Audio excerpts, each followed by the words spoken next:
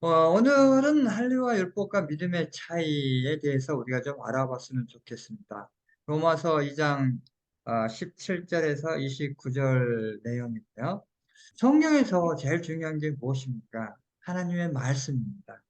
하나님이 직접 이야기한 그 말씀이 제일 먼저 제일 중요하고요. 두 번째, 예수 그리스도께서 말씀하신 것이 또한 두 번째로 제일 중요합니다.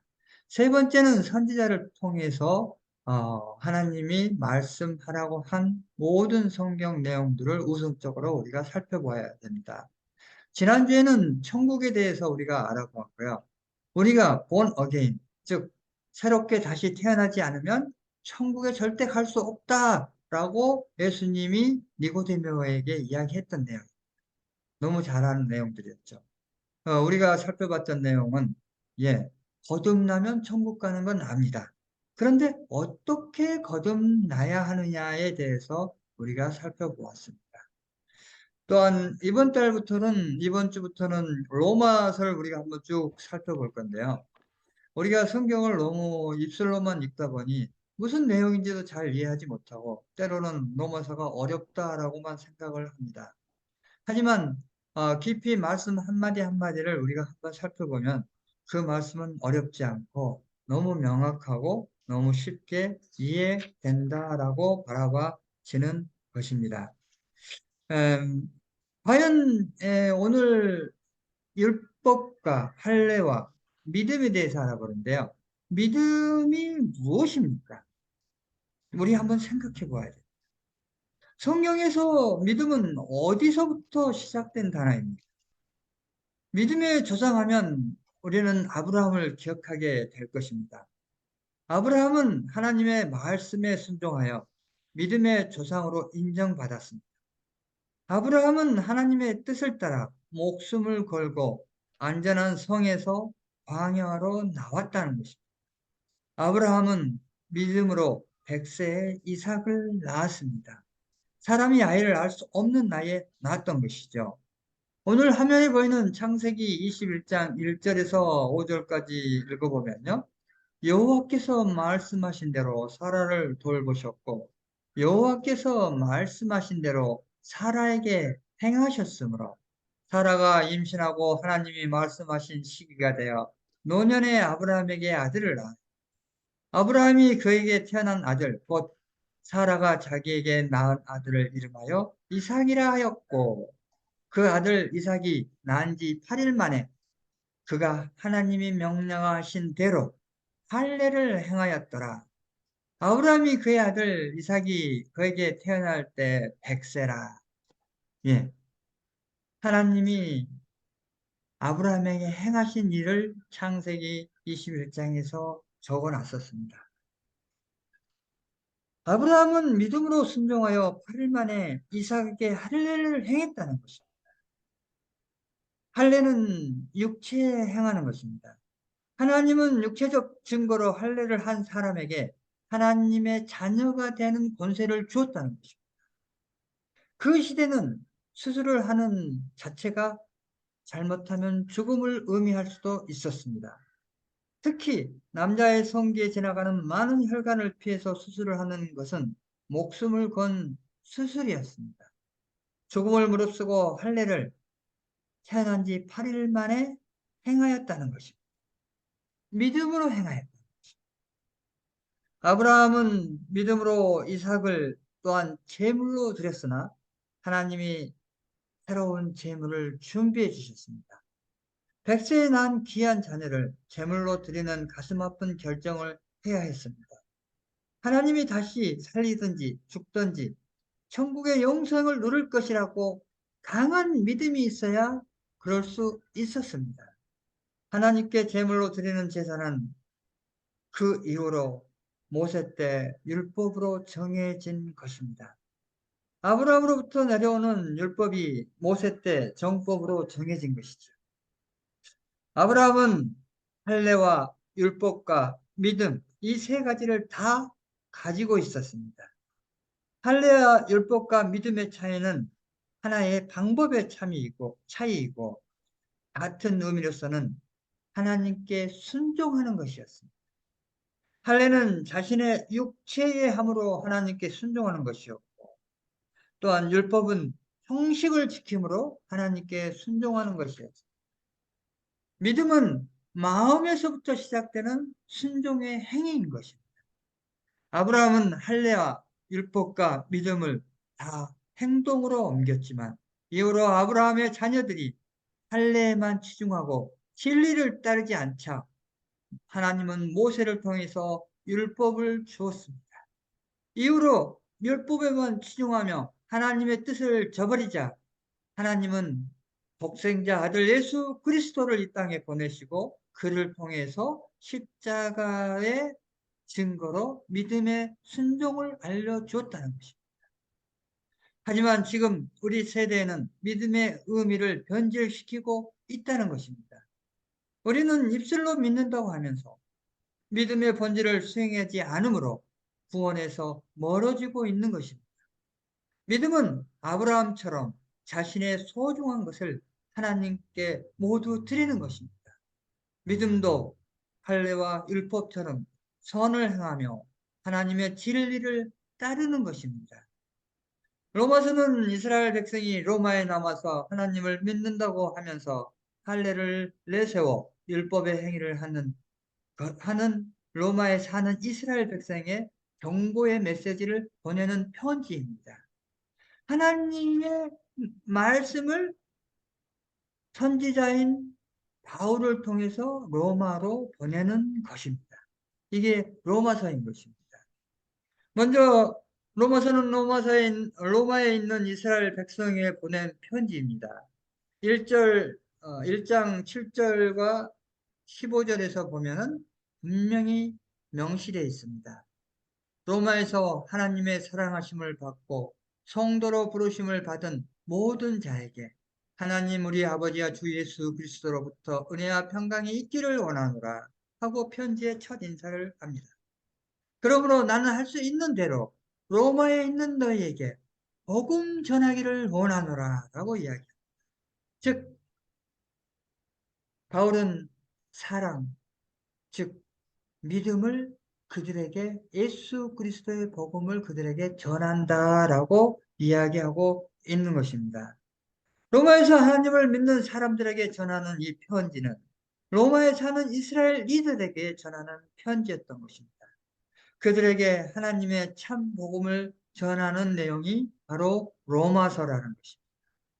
또한 로마서는 바울이 로마에 사는 성도들의 문제점에 대해서 지적하는 편지의 내용입니다. 1장 21절을 한번 보면요. 하나님을 알되 하나님을 영화롭게도 하지 아니하며 감사하지도 아니하고 오히려 그 생각이 허망하여지며 미련한 마음이 어두워졌나니, 즉 이 편지인데 로마에서 하나님의 백성이라고 자부하는 사람들이 잘못 행하는 것들을 편지로 썼다는 것입니다. 그래서 그들은 어떠한 일을 잘못하고 있습니까? 하나님을 알았지만 하나님께 감사하지 않고 살아간다는 것입니다. 한번 우리의 삶을 한번 생각해 볼까요? 과연 우리는 하나님께 얼마나 감사를 하고 살아가고 있습니까? 오히려 불평불만, 다른 사람들은 저렇게 사는데 나는 왜 이렇게밖에 안 살게 해 주시냐고 불평불만하는 사람들이 오히려 많이 있습니다. 그런데 그건 한 파트만 보는 것입니다. 지구 전체를 본다면 그래도 우리는 하나님을 믿음으로, 하나님을 알므로 하나님이 축복하여 먹을 거 부족하지 아니하고 충분히 살아가고 있다라고 저는 자신 있게 말하고 싶습니다. 22절부터 23절을 읽어보면요, 이렇게 이야기합니다. 스스로 지혜 있다나 어리석게 되어 썩어지지 아니하는 하나님의 영광을 썩어질 사람과 새와 짐승과 기어다니는 동물의 모양의 우상으로 바꾸었느니라 라고 이야기합니다. 이게 무슨 이야기입니까?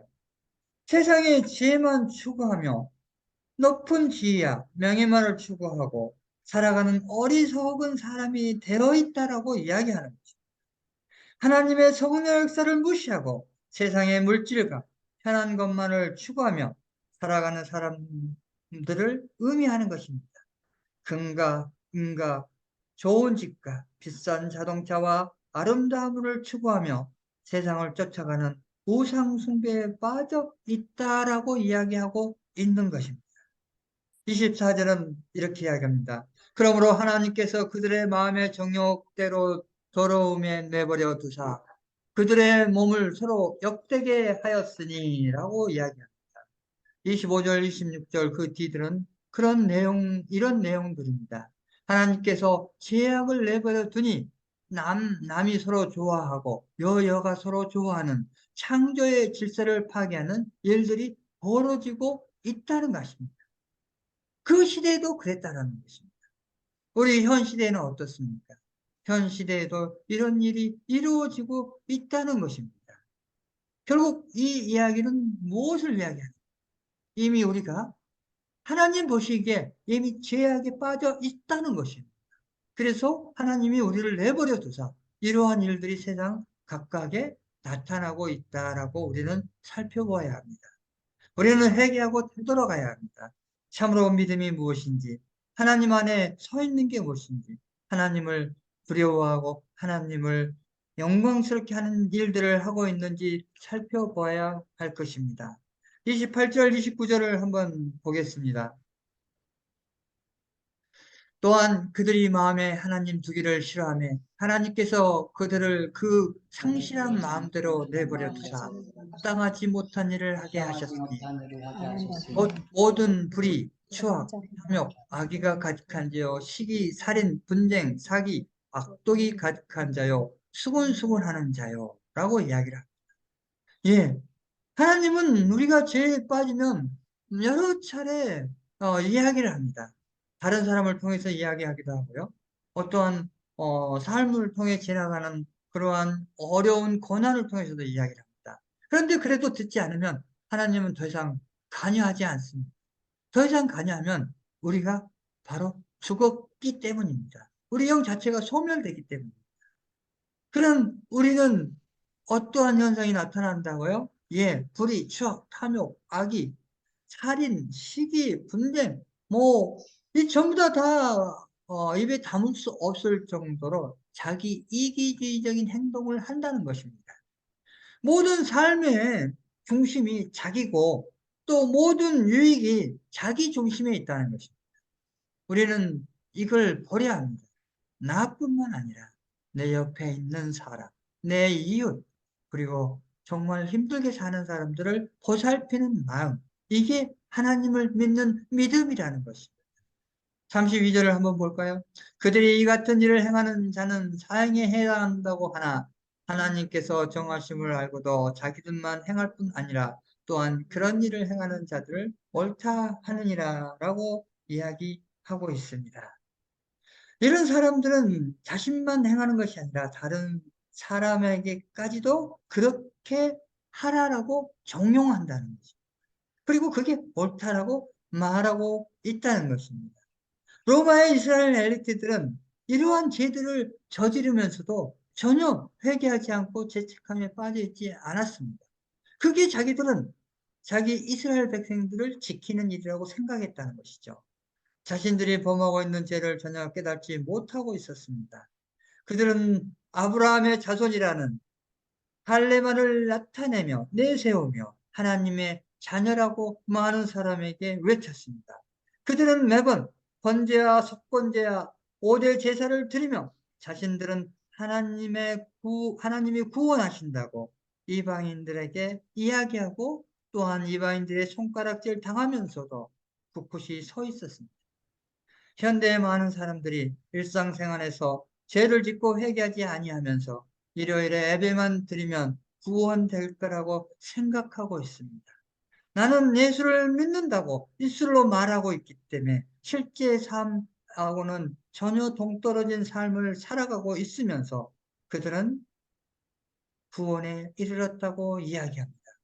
믿지 않는 자들보다 때로는 선과 진리에서 멀어져 있다는 것입니다. 우리는 잘 살펴보아야 됩니다. 오늘 본문을 다시 한번 살펴보면 이렇습니다. 17절 같이 읽을까요? 유대인이라 불리는 내가 율법을 유대인이라 불리는 내가 율법을 의지하며 하나님을 찬양하는 그 시대에 그들이 자기들의 위치, 유대인이라고 불리는 거 하나, 그리고 율법을 지키고 있다는 것으로 하나님께 자랑했다라는 것입니다. 18절에서 20절까지 보면 이렇습니다. 율법의 교훈을 받아 하나님의 뜻을 알고 지극히 선한 것을 분간하며 맹인의 길을 인도하는 자요 어둠에 있는 자의 빛이요 율법에 있는 지식과 진리의 모습을 가진 자로서 어리석은 자의 교사요 어린아이의 선생이라고 스스로 믿으니 라고 이야기하고 있습니다. 18절에서 20절까지는 좋은 이야기를 다 써놓은 것 같은데 이 부분이 히브리어의 해석 방법으로 해놓았기 때문에 좋은 일을 하는 것처럼 보이는 것입니다. 우리가 살펴보아야 할 것은 율법의 교훈을 받아라고 이야기합니다. 그 이후에는 반어법으로 잘못된 내용들을 나열한 내용입니다. 결국 하나님의 뜻을 알고 이 의미는 하나님의 뜻을 네가 알면서도라고 해석하는 게 우리가 더 쉽게 이해할 수 있는 내용들인 것입니다.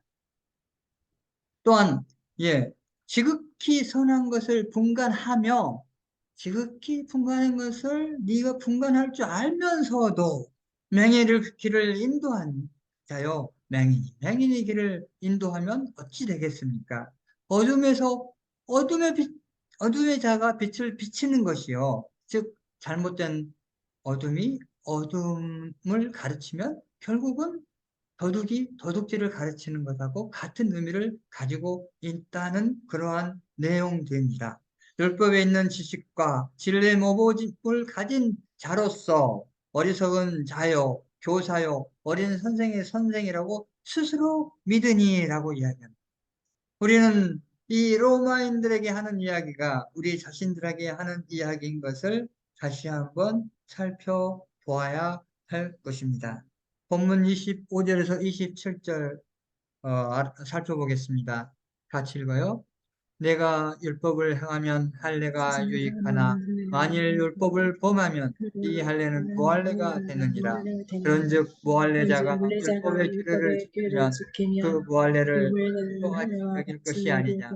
또한 본래 무할례자가 율법을 온전히 지키면 율법 조문과 할례를 가지고 율법을 범하는 자를 정죄하지 아니하겠느냐. 아멘. 네. 다시 그 내용을 한번 살펴보면 이렇습니다. 율법을 말로만 하고 행하면 하나님의 자녀가 될 수 있지만 네가 율법을 말로만 하고 행함으로 지키지 않으면 하나님의 자녀가 되지 않는다라고 이야기를 하고 있는 것입니다.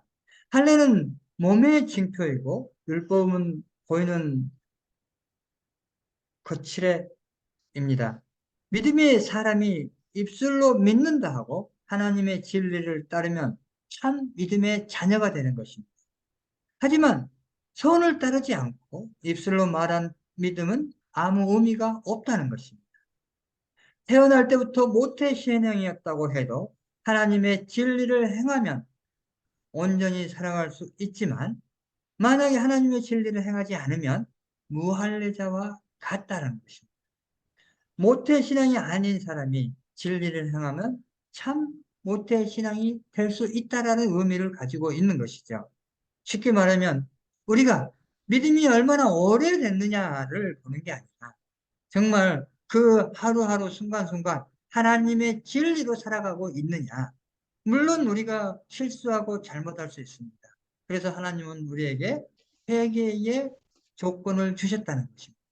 우리가 날마다 회개하며 살아가고 있는지를 한번 살펴보아야 할 것입니다. 다음 구절을 한번 마지막 28절 29절을 보겠습니다.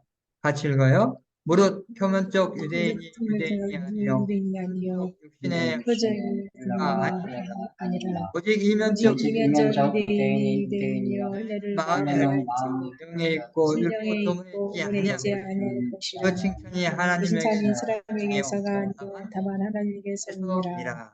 아멘. 아멘. 유대인이 태어났다고 해서 진정한 유대인이 아니고 할례를 했다고 하나님의 진정한 백성이 아니라는 것입니다. 율법과 할례가 하나님의 백성으로 인정되는 것이 아니라 마음으로부터 나오는 하나님의 사랑을 행하는 사람이 하나님의 자녀라고 말하고 있는 것입니다.